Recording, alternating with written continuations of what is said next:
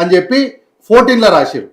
15 to 18 వీళ్ళు ఎన్నిసార్లు పెంచారు అంటే October and December 2015, again June 1, 2016, July 1, 2017 and July 1, 2018, తర్వాత ఇన్ అక్టోబర్ 2015 మళ్ళా 10% పెంచారు, 2019 పెంచారు, 22 పెంచారు. వీళ్ళు పెంచింది ఏంటి? వీళ్ళు ఏదో మేము 2014 నుంచి 2023 వరకు మేము అసలు ఆర్టీసీకి ఒక్క రూపాయే పెంచలేదు, ఆర్టీసీ కార్మికులు మేము కడుపులో పెట్టుకొని సాదుకున్నాం అన్నట్టుగా వీళ్ళు మాట్లాడితే నిజంగా ఆశ్చర్యం. ప్రజలు అన్ని మర్చిపోతారని వీళ్ళు అనుకుంటారేమో. సార్ ఇదే వేదిక పైన ఆర్టీసీ కార్మికులకు వచ్చినప్పుడు నేనే ప్యానెల్లో కూర్చున్నా. ఆ రోజు వీళ్ళ బీఆర్ఎస్ పార్టీ హయాంలో వాళ్ళు ఎదుర్కొన్నటువంటి సమస్యలను కన్నీళ్లు పెట్టుకొని చెప్పిపోయారు. ఈ వేదిక పైన ఆర్టీసీ ఎంప్లాయీస్ వీళ్ళ హయాంలో వాళ్ళు ఆత్మహత్యలు చేసుకొని చచ్చిపోయారు. సార్ ఈ రోజు ఏమంటారు, మహిళలకు ఉచితంగా ఇస్తున్నారు, పురుషులకి. మేమన్నా సార్ ఒకరికి ఉచితంగా ఇచ్చి మీరైతే ఇద్దరికి పెంచారు కదా, మేము ఒకరికే పెంచుతున్నాము, మీరైతే ఇద్దరికి పెంచారు. కాబట్టి మేము చేసిన దానికి మీరు చేసిన దానికి జమీన్ ఆస్మాన్ ఫరక్ ఉంది. మేము పెంచిన దాంతో మీరు పెంచింది పోల్చుకోవద్దు, మీ పాలనతో మా పాలన అసలే పోల్చుకోవద్దు సార్. అయితే బంగారం రేట్ అన్నారు సార్. బంగారం రేట్ అన్నప్పుడు మనము ఈ విషయాన్ని చాలా కూలంకషంగా, నాకు 2 నిమిషాలు టైం ఇవ్వండి సార్. ఇది చాలా తెలివిగా జాగ్రత్తగా ఇది చేసినటువంటి అతిపెద్ద క్రైమ్, దేశంలో జరిగినటువంటి అతిపెద్ద క్రైమ్ సార్. నేను తులం బంగారం సబ్జెక్ట్ గురించి చెప్తున్నా, తులం బంగారం గురించి నేను చెప్తా. కానీ తులం బంగారం కన్నా ముందు సార్ 2015 ఒక వార్త వచ్చింది సార్. అంటే నరేంద్ర మోడీ గారి ప్రభుత్వంలో అక్టోబర్ 26, 2015 డేట్ చెప్తున్నా. ఆ రోజు ఒక ప్రధానమైనటువంటి వార్త ఏం తెలుసా, deposit gold in banks for nation's economy perspective. మీ దగ్గర ఉన్న బంగారాన్ని మొత్తం తీసుకొచ్చి భారత ప్రభుత్వానికి అప్పచెప్పండి.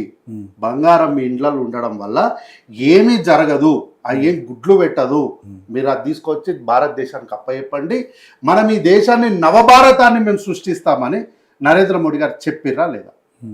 అంటే 2015 మన దగ్గర ఉన్న బంగారం అంతా తీసుకెళ్ళి దేశం ఏదో బాగుపడిపోతుంది తీసుకెళ్ళి డిపాజిట్ చేస్తే, ఈరోజు వీళ్ళు అమెరికాతో చేసుకున్నటువంటి ట్రేడ్ ఒప్పందాల వల్ల భారతదేశ ఆర్థిక వ్యవస్థ మొత్తం కూడా అగమ్య గోచరంగా మారిపోయే రోజులు వచ్చినాయి. 2014లో కాంగ్రెస్ పార్టీ అధికారం విడిచిపెట్టి వెళ్ళిపోయే రోజు డాలర్తో రూపాయి మారకం ఎంత, ఆ రోజు తులం బంగారం ఎంత. ఈ రోజు 2026 వచ్చేసరికి డాలర్తో రూపాయి మారకం ఎంత, తులం బంగారం రేట్ ఎంత.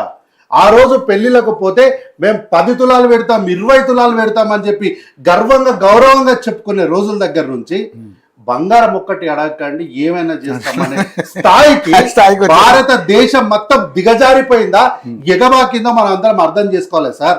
ఈ రోజు బంగారం రేటు పెరిగిపోతుందని మనం మాట్లాడుకుంటున్నాం, కానీ గతంలో ఇట్లాంటి వార్తలు మనం అందరం మర్చిపోయినాం. ఎందుకు ఆ రోజు ఇళ్లలో ఉన్న బంగారాన్ని తీసుకొచ్చి భారతదేశానికి అప్పచెప్పమని చెప్పడానికి కారణాలు ఏంటి అంటే, ఇట్లాంటి రోజు వస్తుందని బీజేపీ పార్టీకి నరేంద్ర మోడీ గారికి 2014లోనే తెలుసు. 2012 2012-13 నుంచే వీళ్ళు ప్రణాళిక వేసుకొని ఆ రోజు ఏమీ లేనటువంటి ఢిల్లీ కేసులా అనవసరమైనటువంటి రాద్ధాంతాన్ని చేసి, ఏమీ లేదు 2G స్పెక్ట్రమ్, ఏమీ లేనటువంటి లోక్పాల్ బిల్ అని చెప్పి ఆయన పేరు ఉంటుంది, హజార్ అయినట్టు ఆయన నిరాహార దీక్ష చేస్తాడు, దాన్ని కేజ్రీవాల్ పోయి అండగా నిలబడతాడు, కిరణ్ బేడి లెఫ్ట్ అవుతుంది, ఇలా రైట్ అవుతుంది. అంత ఒక పెద్ద హైడ్రామా క్రియేట్ చేసి కాంగ్రెస్ పార్టీని దింపారు. ఏం చేశారు? దింపి తులం బంగారం కొనలేని పరిస్థితికి తీసుకొని వచ్చారు. ఈరోజు మీరు వచ్చి తులం బంగారం ఏమైంది అని మళ్ళీ ఇక్కడ ప్రశ్న అడుగుతారు. గత 10 సంవత్సరాలు బీజేపీ పార్టీ తీసుకున్నటువంటి ప్రతి నిర్ణయాన్ని కూడా అండగా నిలబడ్డది మళ్ళీ ఈ బీఆర్ఎస్ పార్టీ కాదా? మర్చిపోయినాం ఆ వార్తలన్నీ మనం. ఈ వార్త సార్ ఎవరో అనామకుడు చెప్పిన వార్త కాదు ఇది. ఈయనెవరు? కేంద్ర వాణిజ్య మంత్రిత్వ శాఖలో అదనపు కార్యదర్శిగా పనిచేసినటువంటి అజయ్ శ్రీవాస్తవ్ గారు చెప్పినటువంటి డీటెయిల్డ్ రిపోర్ట్. భవిష్యత్తులో భారతదేశ ఆర్థిక వ్యవస్థ ఎంత చిన్నాభిన్నం అయిపోబోతుందో డీటెయిల్డ్గా చెప్పిండు. పూర్తిగా టెక్స్టైల్ ఇండస్ట్రీ, వ్యవసాయ రంగం పూర్తిగా ఎట్లా సర్వనాశనం అయిపోతుందో డీటెయిల్డ్గా చెప్పారు. అయితే సార్ మాట్లాడుకుంటూ కాంగ్రెస్ పార్టీ అంట ఏదో అక్రమాలకు అధికార దుర్వినియోగం చేస్తుంది అన్న. అయితే సార్ నేను ఒక మాట అడుగుతా, బీఆర్ఎస్ పార్టీ నాయకుల్ని అడుగుతున్నా, ఏనాడైనా మీరు మీ ముఖ్యమంత్రి, మీ అభిమాన నాయకుడైనటువంటి కల్వకుంట్ల చంద్రశేఖరరావు గారిని కలవడం మీరు ఎప్పుడన్నా చూసిర్రా? సార్ పోనీ సార్ కలవడం విడిచిపెట్టు, దూరంకి వెళ్ళి ఎప్పుడన్నా చూసిర్రా ఎప్పుడన్నా? కానీ ఈ రోజు కాంగ్రెస్ పార్టీ అధికారంలో ఉండడం వల్ల 2023లో ప్రజలు కాంగ్రెస్ పార్టీకి అధికారం ఇవ్వడం వల్ల ఈ రోజు ప్రజాస్వామ్యము తెలంగాణ రాష్ట్రంలో నిలబడ్డది అని చెప్పడానికి నిన్న మొన్న జరిగినటువంటి కొన్ని అంశాలే ప్రధానంగా మనం ఈరోజు చూడొచ్చు. అయితే ఏది కేసీఆర్ గారి పక్కన మన సర్పంచ్ కూర్చుని మాట్లాడమా ఇట్లాంటి సార్ సర్పంచ్ పోనీ సార్, సర్పంచ్ అంటే ఆయన ప్రజాక్షేత్రంలో గెలిచిండు అంటే కూడా కలిసే పరిస్థితి లేదు, ఎవరు కలిసే పరిస్థితి సర్పంచులు కూడా పక్కన కూర్చోబెట్టి మాట్లాడుతున్నారు కదా. లేదు సర్పంచులు ఓకే, సర్పంచులు కూర్చుంటే నాకు ఇబ్బంది ఏం లేదు, సర్పంచులు విడిచిపెట్టండి, వాళ్ళు ప్రజాక్షేత్రంలో గెలిచొచ్చిర్రు.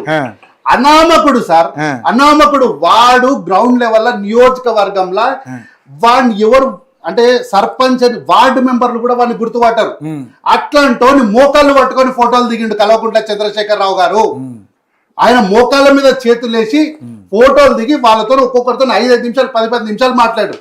గతంలో జరిగిన కొన్ని వార్తలను తీసుకొచ్చిన Telangana CM KCR refuse to meet Meera Kumari. ఎవరు సార్ ఈ మీరా కుమారి గారు? తెలంగాణ రాష్ట్రం, ఈ రోజు మనం తెలంగాణ రాష్ట్రం అని చెప్పుకుంటున్నటువంటి ఈ రాష్ట్రానికి పురుడు పోసినామా, ఆ రోజు స్పీకర్ గా ఉండి ఈ బిల్లును ఆమోదించినామా మీరా కుమార్ గారు. ఈమెను కలవడానికి ఇష్టపడలేదు.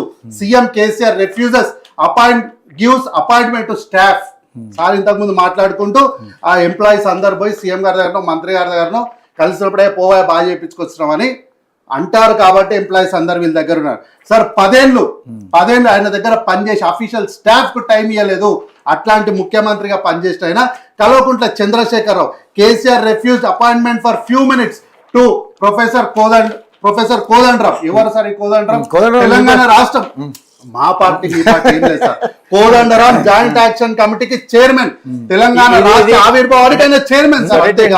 ఎందుకంటే ఇది జనరల్ గా రేవంత్ రెడ్డి గారు అధికారంలో రాకముందుకు, లేకపోతే నరేంద్ర మోడీ గారు అధికారంలో రాకముందుకు, బండి సంజయ్ గారు సెంట్రల్ మినిస్టర్ రాకముందుకు ఇది శాశ్వతం కాదు. ఇప్పుడు సోదరుడు ఇవాళ 2 గంటలు మీటింగ్ వచ్చిండు, రేపు ఎమ్మెల్యే అయిపోతే 2 గంటలు రాడు ఇక్కడికి. ఎందుకు అది రేవంత్ రెడ్డి గారు అందరినీ కలుస్తుండే కలుస్తున్నాడు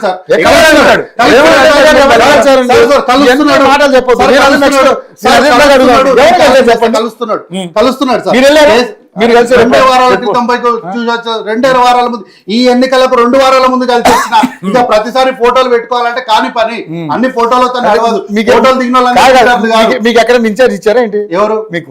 నాకున్నటువంటి నేను పోలేదు సార్. నేను ఏ ఎన్నికలకు నేను ఇన్ఛార్జ్ కాదు. నేను 2023 శాసనసభ ఎన్నికల బహదూర్పూర్ నియోజకవర్గానికి ఎలక్షన్ ఇన్ఛార్జ్ ఉండే. కానీ నిన్న జరిగినటువంటి మున్సిపాలిటీ ఎలక్షన్స్ లో నేను ఎక్కడ కూడా ఇన్ఛార్జ్ కాదు. జూబ్లీ హిల్స్ కాదు, కంటోన్మెంట్ కాదు, గ్రామ పంచాయతీలలో కూడా నేను ఎక్కడ కూడా ఇన్ఛార్జ్ కానీ అబ్జర్వర్ కానీ నేను ఎక్కడ కూడా పోలే. But still I met my CM. But still నేను నా ముఖ్యమంత్రి కలిసిన. KCR refuse appointment to DS. Sir ఇద్దరు ఎమ్మెల్సీలు జాయిన్ అయితే వాళ్ళకి కేసీఆర్ అపాయింట్మెంట్ ఇవ్వలే. KCR denied appointment for me.